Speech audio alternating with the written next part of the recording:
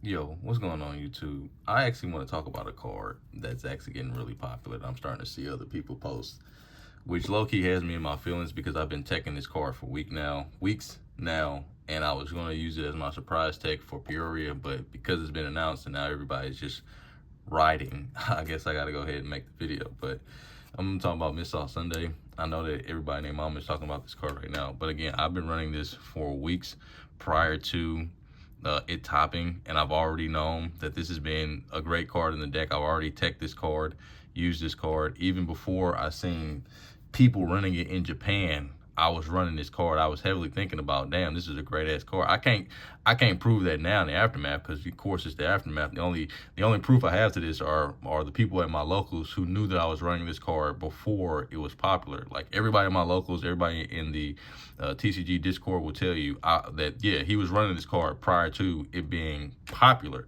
And the reasons in which I discussed or thought to myself running this card actually are the reasons that came to fruition why everybody is now playing the card, which don't mean that I'm right all the time. It just means that I personally think that this is verification that I know what I'm talking about when it comes to deck building and what cards you should be using in your deck, which is why I've always said you should be running bait cards. There's certain cards that you should be running because they just provide that extra oomph for you. They provide that necessary niche for you. Now, it's people going around showing you their deck list, telling you, oh yeah, now I'm running this card. It's so great, it's amazing, but they're not telling you why they're running the card or why it's so great or why it's so amazing or how they should play it. I seen one deck list where a dude had posted where he had three aces in his deck list, but then explain to you why he had three aces in your deck list. So you might run the three ace with the All Sunday thinking, well, what do I do? Like, no, like I know why he's running the three ace in his deck. I get why he did that.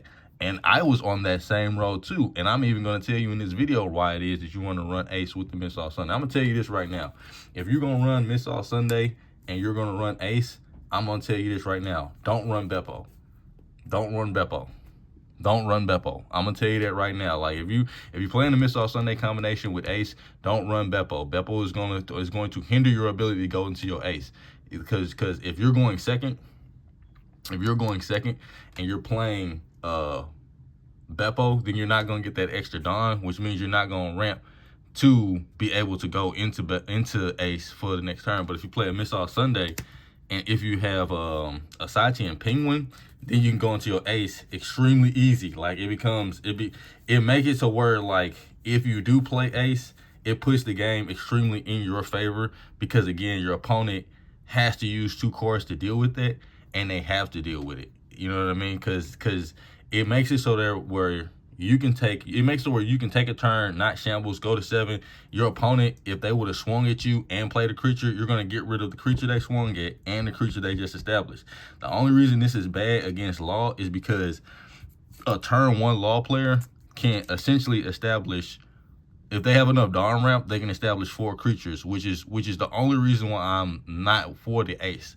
Like, yeah, play the ace. Yeah, it puts you in an advantageous position to win the game. It puts you in a great position to win the game, especially if you're playing it with the Miss All Sunday version along, like I say, with Ein. But you need to be playing Ein. If you're not playing Ein, don't play the ace because Beppo just won't get you there.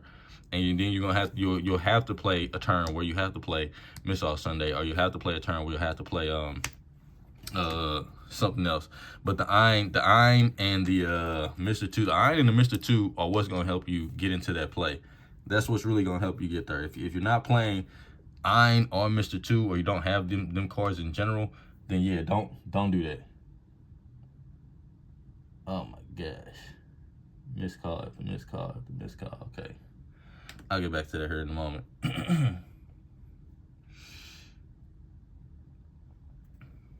Sorry guys, I just looked at my phone and seen some things that I had to take care of that I wasn't paying attention to. All right, so yeah, that's what I gotta say about that's what I gotta say about Miss All Sunday and about running ace in your deck. Because it's just became trendy and people are just now testing it. They're not finna tell you why it is you're doing this. They're just gonna tell you, oh, I think it's a good card and you should run it. Listen to me, I'm finna tell you why you're running this card. it fulfills everything. Okay, so it's multiple reasons as to why you're running this card in the deck. For one, it's a 5-drop. Every single black deck has an issue with 5. You may not know that, but like 9 times out of 10, most decks are only gonna use an Ice Age on you and maybe a Great Eruption, and then that's it. After that, then they got to start using multiple resources to go ahead and get these out of your field.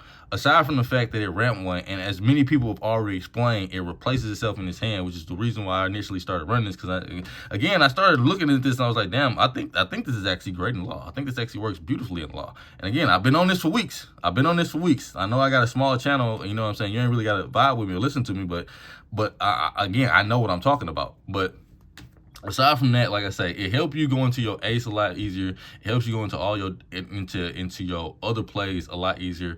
It's a decoy card so that if you don't want to play, like I've heard people say, if you don't want to play your queen because queen can be painful. Yeah, it's just that I don't recommend you using leader ability the same turn you're playing queen unless you have some sort of way of ramping. But even then, the ramp would have to be Beppo because it's just not as worth it. So another thing to keep in mind is that if you're going to play queen in your deck, that you need to be mindful that you should probably not be using leader ability on that same turn. Okay, so keep that in mind. Like if you're gonna use queen, then you should probably hold off on using your leader ability, because if you don't, then again, you'll be in a situation where you're going -4. -4 is always extremely detrimental to the deck. I don't care if you're playing, you need to be playing like 2 ramp characters after queen if you're going to do that, because again, the only character that's okay for you to play after queen is going to be Sachi and Penguin. It's the only thing that justifies you using queen and leader ability unless you're later on in the game. So that's the only card you should be playing after queen. Again, if you're not playing ace and you're not playing the version that includes ace, then you need to be running Beppos. Okay, so the reason why you want to be running Beppo, because if you're not gonna run the ace version, and like I say, you're running Beppos, maybe because you don't like iron, maybe, I don't know. But the reason why you want to be running Beppos if you're not running the ace version is because even in the mirror match, you would rather have this counter as opposed to the ramp from an iron. Okay, like if you're playing the deck correctly, then you should always be in some sort of vicinity of your opponent, if not lower. So you always want to control the and again, that's why you're running again, that's another great thing about her, is that she not only helps you with card draw, because now instead of having just this in the deck to draw, you now have queen in the deck to draw, and you now have Reiju in the deck to draw. So depending on the numbers that you're running, and the reason why you're running 3 queen in the deck, I know people ain't really explained this to you, but the reason why you're running 3 queen in the deck is because not only does it help you cycle with your cards, but it's also that 5 that helps you. It help you with a bunch of different lines and combos of play that you can make. So because you're running the Miss All Sunday, there's going to be times where you'll have a clogged hand, especially if you're running iron in the deck. You're going to have clogged hand, and queen is just really, really good for unclogging that hand and then going into any of these cards the turn after. Queen is also really good for on turns where you have established a kid blocker on field. So let's just say that I established a kid blocker and then I summon the queen. Reason why this is such a great play is because it gets you 1 die, and it allows you to go into your Raise Max or your Gordon plays. Because that's another reason why and I see people making budget decks. I see people trying to tell you, here's a budget way to play. But honestly, if you're not going to be playing competitively, don't like, if you're playing locally, if you just want to have fun with the deck, all that blase, yeah, play a budget build. But if you're playing competitively, don't even click on those videos. They're pointless. They're not finna help you out whatsoever, because you don't need to be playing a budget build. You need to be playing these cards. The reason why you need to be playing Gordon and Raise Max, in case you're on the fence about like, oh, I don't really need Gordons, you know what I'm saying, those are too expensive, whatever the case, you're behind. I know that like if you like the deck and you want to play the deck, if you do not have these cards, you're behind. You just are, because there are just open lines of play that I can make that you can't make. You know what I'm saying? So because of the fact that so let's talk about Bon Clay and Gordon. This card combination means that, okay, no matter what, I'm going to be able to establish a creature and play this. The deck has this weird synergy with playing one of these and playing another card behind it. So the reason why Kid is so good and Kid into Queen is so good, like I said before, is because if you have an established Kid and then you play Queen, you'll use Queen's effect, draw 2, it'll get you that 1-Don active, and then you're able to play into this. So again, like, it's just really good card combinating. Like, it just really makes it so where you can just do some really cool board establishments also while pushing back your opponent, because you play things like that. The reason why I run multiple Gordons is because it just helps for the deck's 1-Don play, which it can make a lot of 1-Don plays because you have a lot of cards that are giving you 1-Don. You got this, which is giving you 1-Don, and that's what's giving you 1-Don. I know that's not like, it may not seem like a whole amazing bunch, but it's also the reason that you're seeing people run Zoro, because that 1-Don again helps with the theme of the deck of if you're running multiple raise maxes. Now, if you don't have multiple raise maxes, then don't trip off of this, because again, it don't help you. Like for instance, for every Bon Clay that you don't have, that's a raise max that you don't need to run, because you can't use that ramp 1 ability. So it's like that whole card combination you don't have. So for those people who again, if you don't have Bon Clays right now and you don't have Gordons, then that's fine, because you don't have the card that helps you play off of the card. So in all reality, I highly recommend this, and I'm gonna try and help the people out before, you know what I'm saying, somebody else top. I've also got some spice in my deck, which I've already spoken on in many videos, and I'm telling you right now, if you run the spice that I play in my deck, you'll have another advantage over your opponent. But if you don't have Gordons, you should be running Fire Fist. There is no card you should be substituting for Gordon than Fire Fist, especially if you don't have the Bon Clay. Then you need to be running Fire Fist, because you don't have that combination of play this, get 1-Don, play that 1-Don to play a Gordon or a raise max. So for real, like I'm trying to help y'all. If you do not have Gordons, you need to be running this card. It's the only viable substitute that's going to help you out. There is no other card that helps replace that card like this card. It's the only one. Like I say, obviously I highly recommend Gordons. I highly recommend Gordons because they play better into the card combination that you want to play, because there'll be times where you have 6-Don and you might have a Fire Fist, but you also want to play a Kid, but you obviously can't play a Kid and a Fire Fist in the same turn. Little niche situations like that, which is another thing. If you don't have the Gordons, playing more 5-drops is cool, but I don't recommend it, because that's the whole point of the 5-1 combination, is that it's making it so that you can play a 5 and a 1-drop. Playing, like I say, playing the Miss All Sunday is cool. Like I say, if you have a ace in the hand, like if you're playing ace and you have an ace in your hand, you're going to want to wait that 1 turn. Like, you could just play the Miss All Sunday, wait the 1 turn, and play the ace, because again, when you do that, when you let's just say that I'm playing against a mirror. And this is like a worst case scenario here, because this is going to come up. So be mindful of this, and this is why it's dangerous to play the ace. So let's just say that you're playing against the mirror, and it's your turn 2, turn whatever the case may be. You just play 5 to ramp with the Miss All Sunday, and then your opponent already has 1 established creature. They bottom deck your Miss All Sunday, and they establish 2 more creatures. They more than likely swung. If one of those creatures was a blocker, let's just say it was a Soraya, and they played 2 creatures, 1 a rusher, 1 a ramper. You know what I'm saying? Something, I don't know, weird like that. Whatever the case may be, they were able to clear the Sunday, play 2 creatures. You now facing down 3 creatures.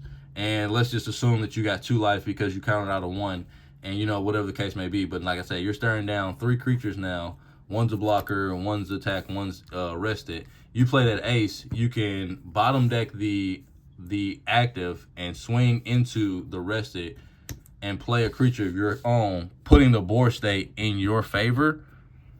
But again, if they have enough reduction, it does put them down in cards.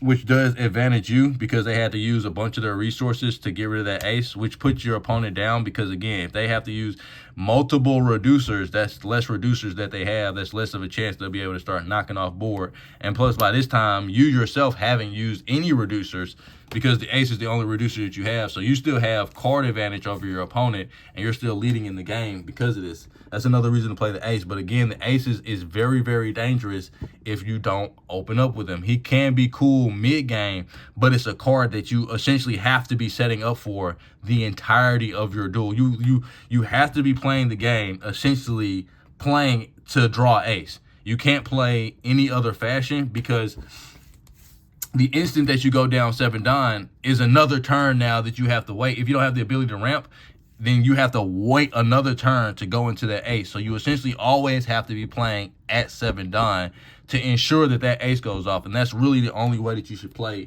if you're playing ace. Because again, you always have to be at 7 because you need to be able to make sure that card is active, because if it isn't, then it's really just a waste of space in your hand.